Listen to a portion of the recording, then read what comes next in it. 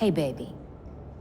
Tried to convince his father to take early retirement. He disagreed and called you a, let's see, psychotic little bastard. No, no, no, no, no, please!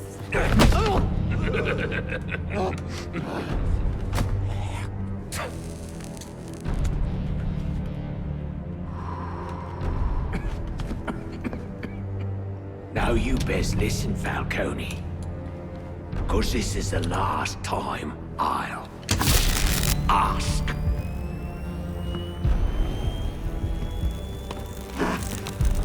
What are you gonna tell your father?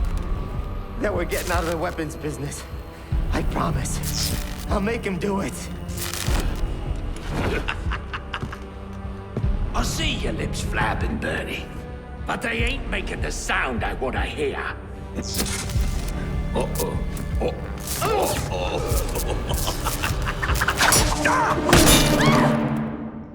You idiots better keep Please, don't hurt me. Hey chaps, welcome back to my, I guess we're going to call it a vlog, because we have nothing else that I can think of calling it.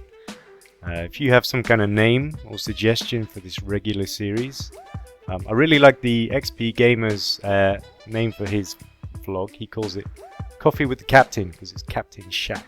So if you have any ideas, do let me know. I mean, I've got a ton of stuff to tell you this week.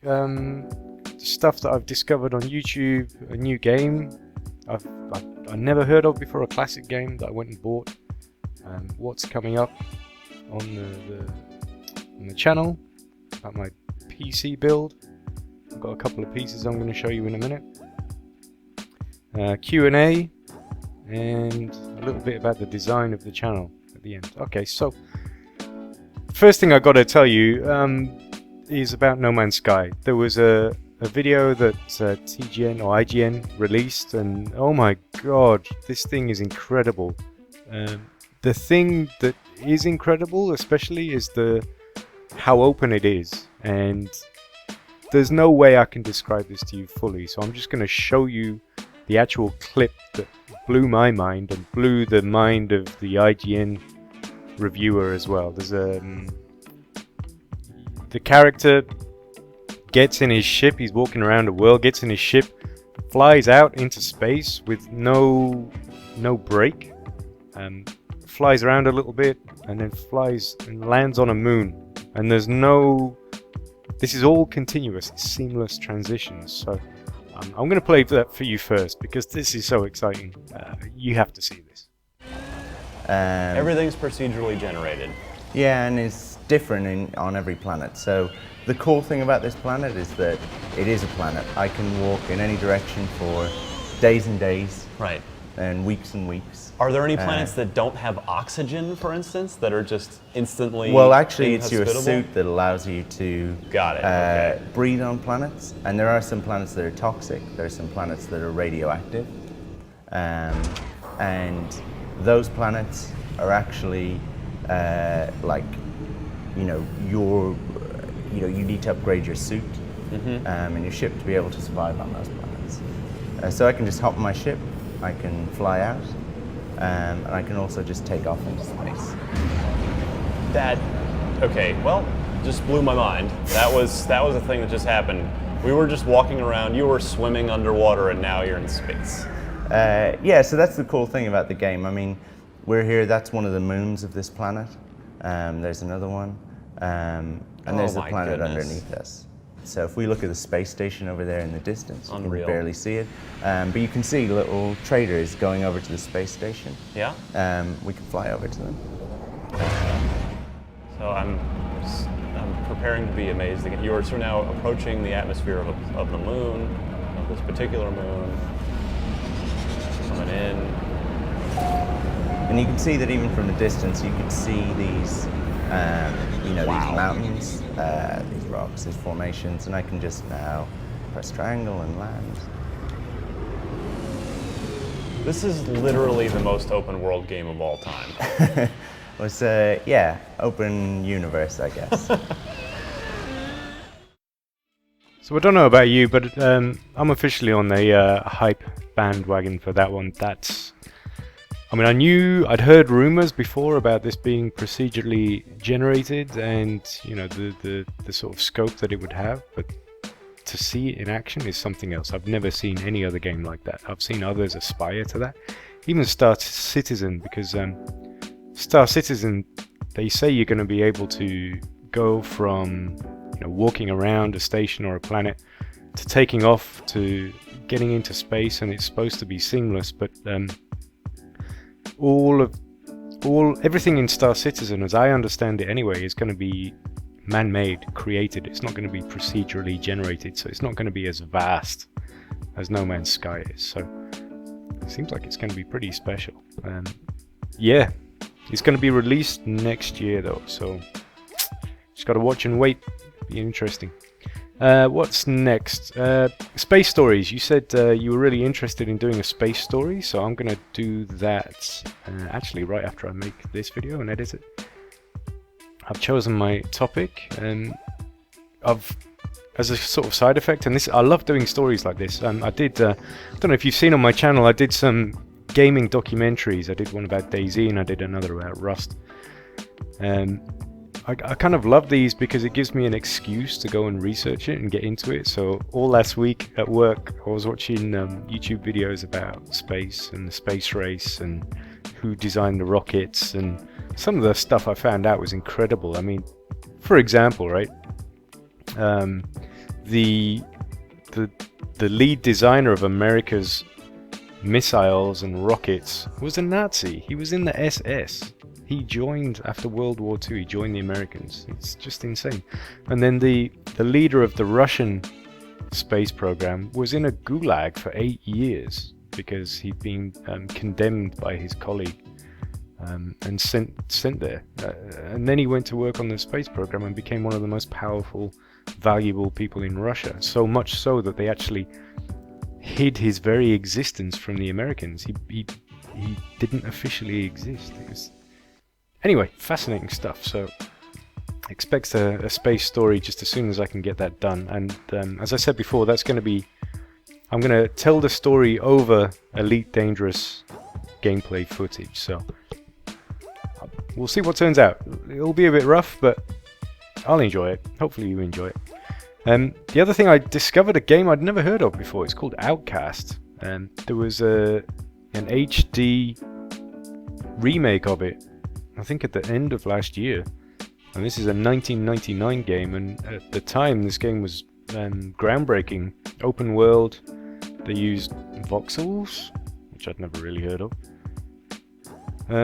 Yeah, so I bought it. I wanted to support the developers. They went on Kickstarter and tried to raise money to create a proper remastered version of the game. They failed in that. So they kind of released an HD version of it anyway. I think with some help from the community. And, you know, the game's like five quid.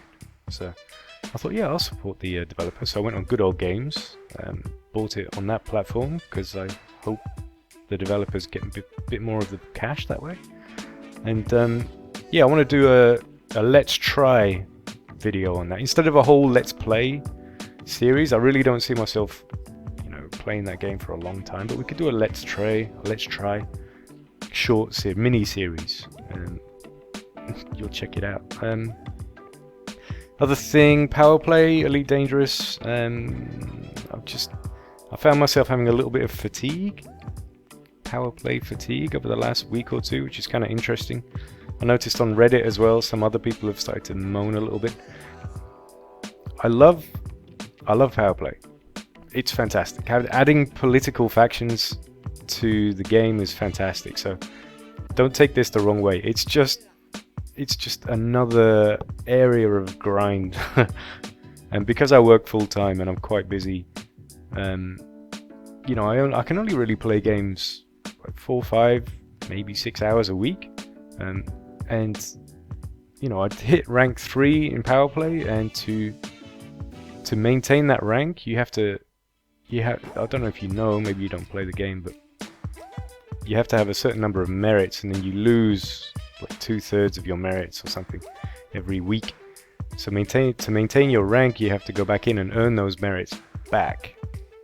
And it started to feel like a job. It started to feel like a part-time job. And that's not why I play video games. I want to relax and enjoy myself. And I felt pressured to go in and earn the merits. So we'll see how that develops. I'm still going to play, obviously, but I might mix it up. I might do some rares trading in Elite, because that's pretty much the only thing I haven't done yet. I'm not really interested in mining, but I'll give that a go. Other news, I found out that Action by Marillis, this is recording software, basically doesn't work at 60 frames per second. And I had no idea at the time. I went on a review site before I first got it. It said it was the best available, so I went and got the software. It turns out that it's a known issue that at 60 frames per second the video and the audio completely desync. So, you know, I recorded my whole Batman series using Action because it was really effective and the files were really small, because Fraps is massive. Yeah, and it turns out that I'm having to spend like half an hour trying to sync up the audio and the video on each file, and so I've basically got rid of it and I've gone for DxTory instead. In another twist of fate, it turns out DxTory doesn't work with Homeworld 2. It's a nice segue, because that's the next thing I want to talk about. So I'm going to have to go back and use Fraps for Homeworld 2, which is the next Let's Play I've decided to try. I've never played that game before. I just completed Homeworld 1 Remastered, and that was kind of the highlight of the last few days, killing the Emperor. And maybe I'll show that in the background if I can edit that in. Yeah, so unfortunately Homeworld 2, I wanted to do the complex mod 9.1, which makes the game much more difficult. My head's fucking cooking, give me a second. Oof. I've got the heater on in the background and I'm slowly like cooking in my skin here.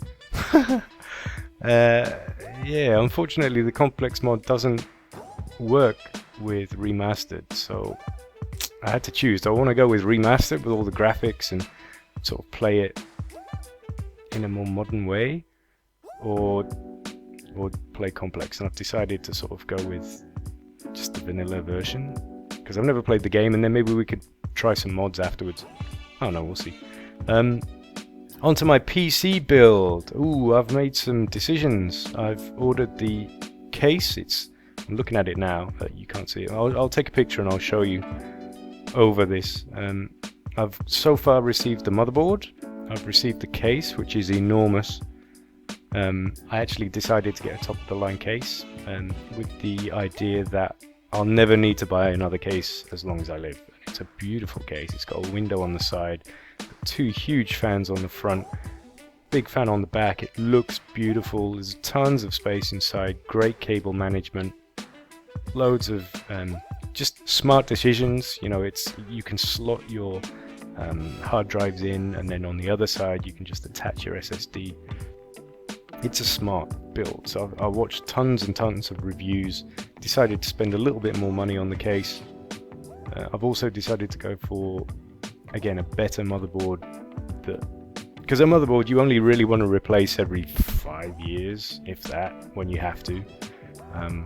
My current motherboard in the machine I've been using so far isn't bad, but the power supply in particular is from 2012, and I decided to keep my old machine though. I'm going to turn that into a video editing and processing unit. I'm going to use that to upload videos. I'm also going to try and set up a home network, so I'll have my machine in here, I'll have my old machine in the living room sitting next to the Xbox, and I'll connect them with a home network, so I'll be able to hopefully control that machine from in here. Yeah, it can be pretty cool, pretty well connected house. And okay, now we're on to, oh, you wanted to see my current build as well, so I had a question about that. I'll post the stats. They're actually on the about page of this channel, but I'll post the stats of what this current build is as well. In terms of the new build, maybe I'll just tell you as I go along. I've got an i5 because I found an i5K. You don't need anything more for gaming. You don't need an i7. It's just irrelevant. It makes no difference to performance. The only thing I haven't really decided on yet is the graphics card. I'm trying to decide between a 970. I think that's right. A 970 or a R9 390, which is the more modern card slightly. It's got 8 gigs of VRAM instead of 4, and from what I can tell, that's the more future-proof. So I'm kind of leaning in that direction. You know, I'm looking in the sort of $330-50 US range. So I haven't quite decided on that yet. All the other parts are on the way, basically. Okay, now we're going to do the Q&A. Let me just bring up the questions. I'll show them for you. I'll bring them up for myself so I can actually see. Just a couple. First one from Carl Roberts, and it's actually a bunch of questions in one. The music is funkin' awesome. Cool. The games you played this week, kind of covered that. Homeworld 1 remastered. That's pretty much it. I played a bit of Batman Arkham Origins this morning. You saw that in the background. Had a bit of a try of Homeworld 2. That's it, really. What you want to play next? Homeworld 2, Outcast. What else is on my list? Chronicles of Riddick. I'm just curious about that. What am I excited about? Covered that. Current PC spec. Covered that. New spec. Videos coming up. Covered that. Your next geek or tech toy want? That's a tricky one, that. That's really a tricky one. I mean, I'm sitting here with a joystick and head tracker and PC, and I don't know.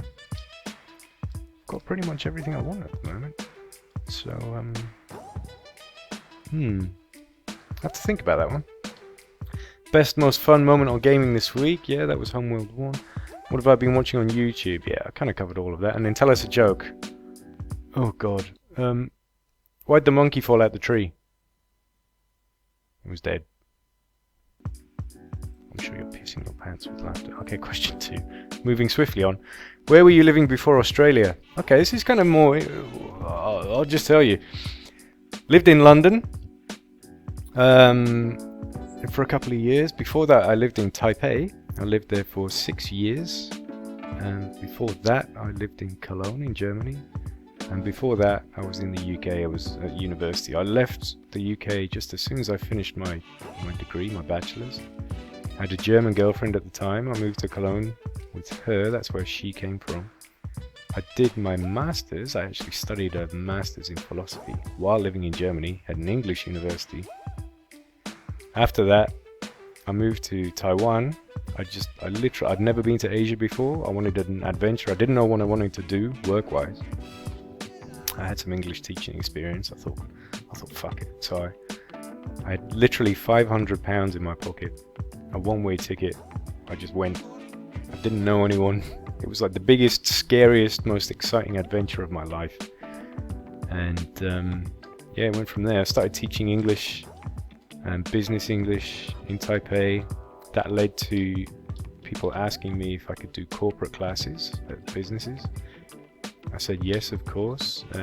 They said I needed a company so I could give tax invoices. That led to me actually starting a company. For the first 2 years, it just grew and grew. I ended up, we had 3 full-time people. We had part-timers as well. And then the recession hit, the Great Recession. And, the business, by the way, was corporate training, so language training, business skills training, and some translation. And that's the first thing that companies cut when there's a recession. So the market went from fantastic to terrible overnight. The market just died, and it became the next 2 years. I was running the business for 4 years. The next 2 years, it was just survival, and being 2 weeks away from bankruptcy sometimes, broke, stressed, and after that, I was done. So I got out of that and I became a copywriter, which is I write content for marketing in companies. So technically, I'm a writer for a living. Moved back to London, did that in London. Wanted to move to Australia with my now wife, because we just love it here. And ended up getting lucky, got a transfer with my firm last year.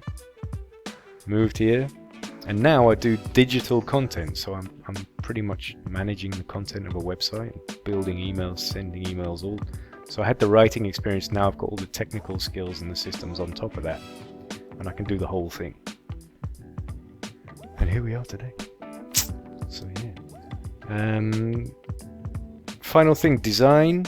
The designer has assured me he's actually going to work on the GamerNate stuff this weekend. He was hungover last weekend, so what can you do?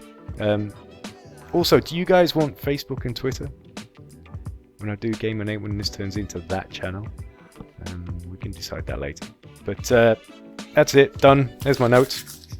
As always, thank you very much for watching. It's been a bit of a longer one. Thank you for your patience, and yeah, see you next week. Ciao, guys.